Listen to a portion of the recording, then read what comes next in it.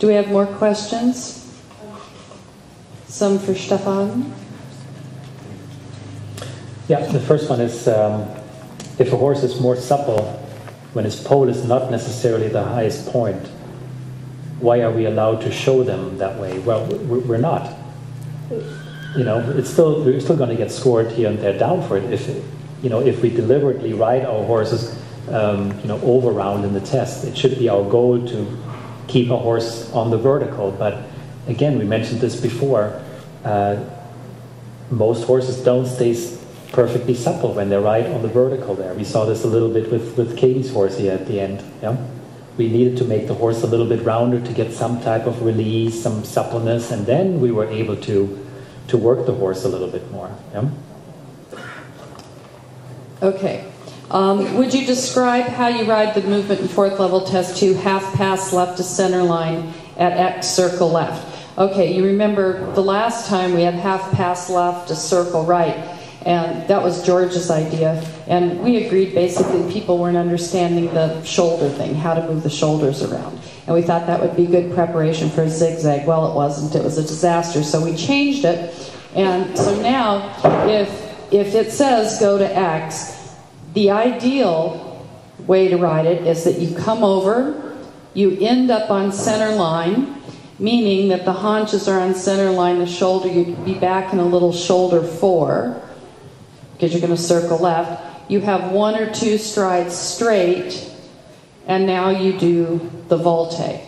What we don't want to see is the horse coming from half pass left, falling into the circle, which happens if you don't have that moment of straightness. And the whole idea of the counter change of hand and the zigzags is always that changeover is a forward feeling, forward thinking part of the movement, which we'll see tomorrow when we do the FEI.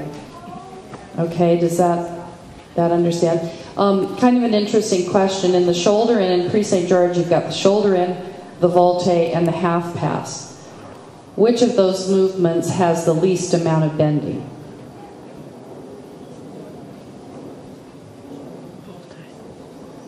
Anybody know? Are they all the same?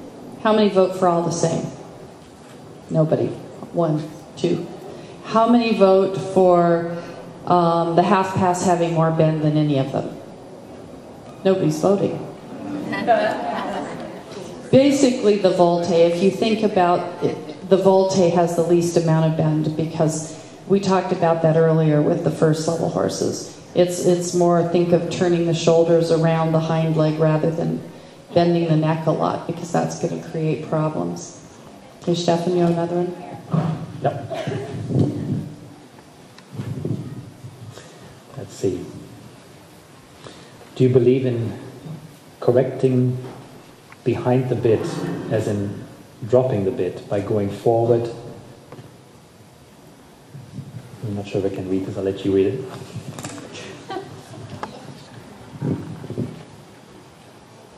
Do you believe in correcting behind the bit? So dropping the bit, not just behind the vertical. Okay. So a horse actually drops the contact by going forward or downwards transitions.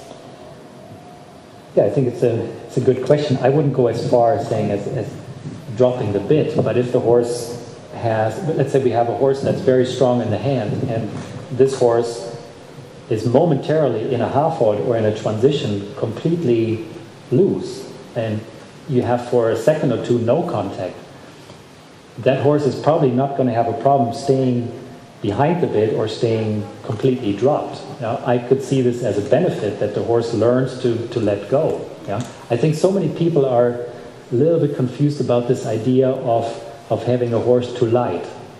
If the lightness of the contact is a serious problem when we see the horses having balance issues, when the horse is not going forward, when we get a lot of tail squishing, and there's some very, very obvious signs of tension, or let's say the hind leg doesn't even engage a tiny bit, I think yes, then the real light contact is a problem. But who said in a rule book or anywhere that it is so incorrect to have the horse really soft and light in the hand if everything else is working? Yeah? So to me, when I have a client who, or a student in the clinic who says my horse is too light, I say, well, let's be careful with it. Let's take a look. Yeah, if the horse stays very steady and the horse is not holding himself back and it's not bottled up in his back, I honestly don't see a problem with it. Yeah? If the horse is too light because the tongue is over the bit, yes, of course, all of those things are issues, but I've never been a big fan of pressing a horse from behind with a ton of leg into a serious contact. Yeah? And horses are a little bit individual, I think. You know, it's like I happen to like this certain style of clothing, and this person over here likes a different style of clothing. Horses are different; they're individual. Some horses are lighter in the hand than other horses. And the thing is, it's not always, what's a little deceiving is the contact. A horse that's sometimes a little more solid in the contact can be very light in the shoulders. Sometimes a horse that is nice and light in the hand is also down on the shoulders. Think of a Western pleasure horse, where there's only the weight of the rein on the contact. So, you know, we have to be careful when we make these great pronouncements, the horse must do this, because they're all a little bit individual. And I think sometimes books are written for the perfect horse. And I don't own one. Never had one. You know, and I don't think there is a perfect horse. So, you know, you have to be able to be a little bit flexible on some of these things. Correct. Okay, well, I have one. Wasn't the Grand Prix horse avoiding the collection when he would come back to a passage-like trot after he was sent forward? I would say maybe, maybe not. It depends on, for me, the stage of training. I would rather he did that than grabbed the bit and went downhill and wouldn't collect at all. So I think sometimes with some horses, depending on their strength, they start to a little bit understand the collection, and they perhaps maybe get a little passagey.